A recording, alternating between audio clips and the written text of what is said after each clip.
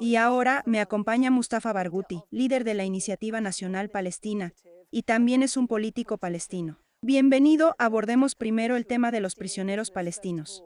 ¿Por qué esto se considera tan crítico desde la perspectiva palestina? Bueno, entiendo que la gente esté muy preocupada por los 98 prisioneros o rehenes israelíes, como los llaman, pero nosotros también estamos muy preocupados por los 18.000 rehenes palestinos que están en cárceles israelíes.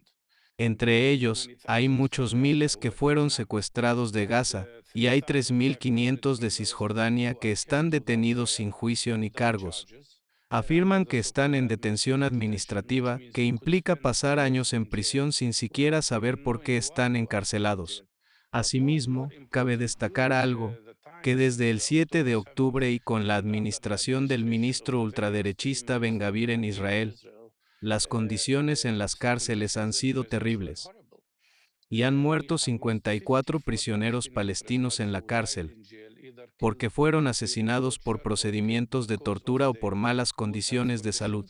Todas las personas que salieron de prisión habían perdido mucho peso y fueron sometidos a maltrato. Por ejemplo, puedo mencionar el caso de Khalida Harar de casi 70 años, que estaba enferma. Sufría de terribles enfermedades, y sin embargo, la mantuvieron en confinamiento solitario sin razón alguna, y podría haber muerto fácilmente si hubiera permanecido en prisión.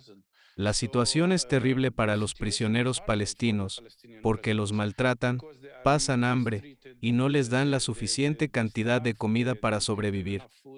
Y a veces mueren sin atención si están enfermos. Y seguro algunos de los cautivos israelíes en Gaza también sufrieron por el trato de los palestinos, pero principalmente porque Israel destruyó la mayoría de los hospitales en Gaza. Ahora, hay algo que también quiero dejar en claro, y es que lo que realmente me entristece es que podríamos haber evitado que esta guerra continuara durante más de 6 meses si Netanyahu hubiera aceptado hace 6 meses el acuerdo que acaba de aceptar. Y digo esto porque se habrían salvado 10.000 vidas palestinas, vidas de personas que murieron por bombardeos israelíes. También se habrían salvado muchos de los rehenes israelíes, porque también fueron asesinados por el intenso bombardeo israelí. Entonces, mi más profunda esperanza es que este acuerdo continúe, y que no se detenga, y que Netanyahu no cumpla con sus amenazas de reactivar la guerra en Gaza. No queremos eso después de lo que vivimos. Creemos que es una guerra de genocidio, castigo colectivo y limpieza étnica, algo con lo que el Tribunal Penal Internacional está de acuerdo. Y por eso acusan a Netanyahu de cometer crímenes de guerra. Así que es una situación difícil y complicada. Y eso siempre nos lleva a la misma pregunta. ¿Por qué siempre terminamos una guerra solo para empezar otra? ¿Por qué no resolvemos el problema de raíz? Y la única forma de lograrlo es terminar con la ocupación ilegal israelí de tierras palestinas para permitir que los palestinos sean libres. Bueno, pero creo que los israelíes y hasta los estadounidenses tienen una pregunta un poco diferente. Y es esta: ¿por qué y cómo debería jamás ser removido del poder? ¿Cómo se puede proceder hacia la paz si jamás está en control? ¿Qué opina de esto? Es decir, porque es evidente que es completamente inaceptable pasar a las fases 2 y 3 de este acuerdo de alto al fuego si jamás sigue gobernando Gaza. ¿Cómo cree usted que seguirá esta situación? ¿Y por qué no nos permiten elecciones democráticas libres? Las encuestas muestran que ningún partido en Palestina puede obtener la mayoría, ni Hamás ni Fatah. Tendríamos un sistema democrático pluralista, y mañana podríamos formar un gobierno de unidad nacional. Es posible que Hamás no quiera participar en él, pero sería a partir de un consenso nacional. ¿Pero qué dice Netanyahu? Y lo que les voy a decir son las palabras de ciertos mediadores israelíes.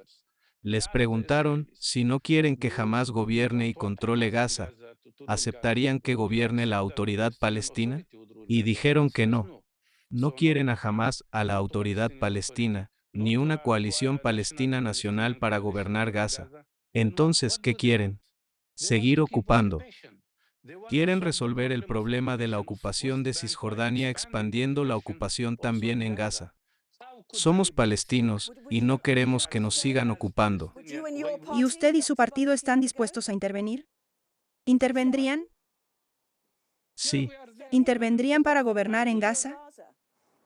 nosotros queremos ser parte de una coalición nacional, por supuesto.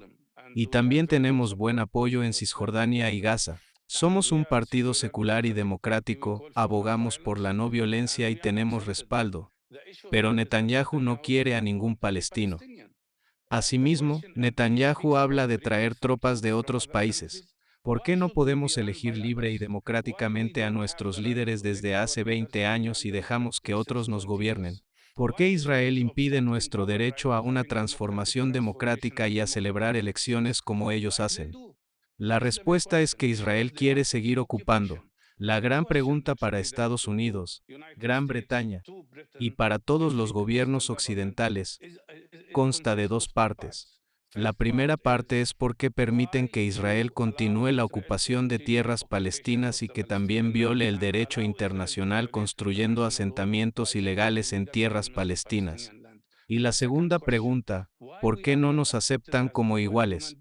Quiero que me traten como los demás, ya sea que fuera judío, estadounidense, mexicano o de otro país. Debemos ser aceptados y tratados como iguales. Gracias. Se acaba el tiempo. Gracias por su tiempo. Hablamos con Mustafa Barghouti, político palestino. A ti. Un placer.